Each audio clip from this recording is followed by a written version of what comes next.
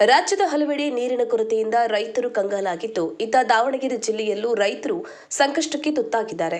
ಈ ಹಿನ್ನೆಲೆ ಹರಿಹರ ತಾಲೂಕಿನ ಭದ್ರಾ ಜಲಾಶಯದಿಂದ ಮುಂಗಾರು ಭತ್ತದ ಬೆಳೆಗೆ ತಕ್ಷಣ ನೀರು ಬಿಡುಗಡೆ ಮಾಡುವಂತೆ ಒತ್ತಾಯಿಸಿ ಪ್ರತಿಭಟಿಸಿದ್ದಾರೆ.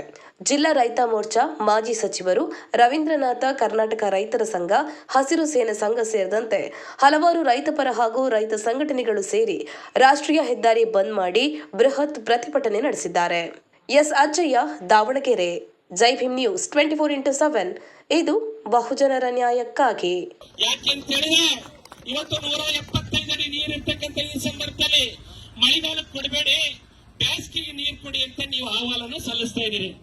ನೀವು 175 ಅಡಿ ನೀರನ್ನ ಅವ್ರೇನು ಡ್ಯಾಮ್ನಾಗ ಹಂಗೆ ಇಟ್ಕೊಂತಾರೆ ಅಂತ ಮಾಡಿದ್ದೀರಿ ಅಧಿಕಾರಿಗಳು, ರಾಜಕಾರಣಿಗಳು.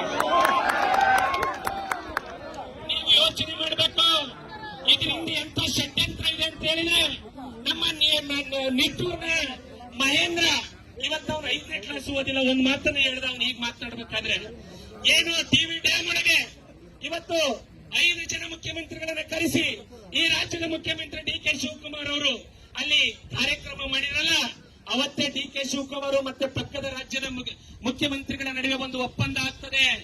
ಆಂಧ್ರಕ್ಕೆ ನಾವು ನೀರು ಕೊಡ್ತೀವಿ, ನಿಮಗೆ ನಾವು ನೀರನ್ನ ಮಾಡ್ತೀವಿ ಅಂತಕ್ಕಂಥ ಒಪ್ಪಂದ ಡಿ.ಕೆ. ಶಿವಕುಮಾರ್ ಮತ್ತೆ ಅಲ್ಲಿಯ ಚಂದ್ರಬಾಬು ನಾಯ್ಡು, ರೇವಂತ್ ರೆಡ್ಡಿ ಇವರೆಲ್ಲರ ನಡುವೆ ಆಗ್ತದೆ.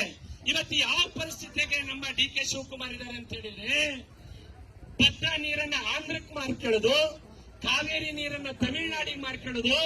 ಡಿ.ಕೆ. ಶಿವಕುಮಾರ್, ನೀನು ಬರೀ ಒಬ್ಬ ಮಾತ್ರ ನಿನ್ನ ವ್ಯವಹಾರಗಳನ್ನೆಲ್ಲ ನಡೆಸೋದಕ್ಕೆ ಬೇರೆ ರಾಜ್ಯಕ್ಕೆ ನೀರು ಕೊಟ್ಬಿಟ್ರೆ ನಾವೆಲ್ಲರೂ ಏನು ಒಟ್ಟಿಗೆ ಮಣ್ತಿನ ನೆನಪ? ನಮ್ಮ ಹೆಂಡ್ರು ಮಕ್ಕಳನ್ನೆಲ್ಲ ಕೂಡ ಇವತ್ತು ರೈತರು ಉಪವಾಸ ಆಗ್ತಾರೆ.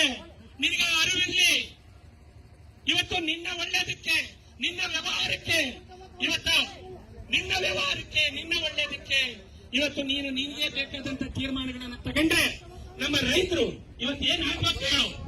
ಹಾಗಾಗಿ ನಾನು ನನ್ನ ರೈತ ಬಂಧುಗಳ ಅಡಿಕೆ ಮಿತ್ರರಲ್ಲಿ ನಿಮ್ಮ ತಪ್ಪ ಭಾವನೆಗಳನ್ನ ನೀವು ಮೊದಲು ಹೋಗಲಾಡಿಸ್ಕೊಳ್ಬೇಕು.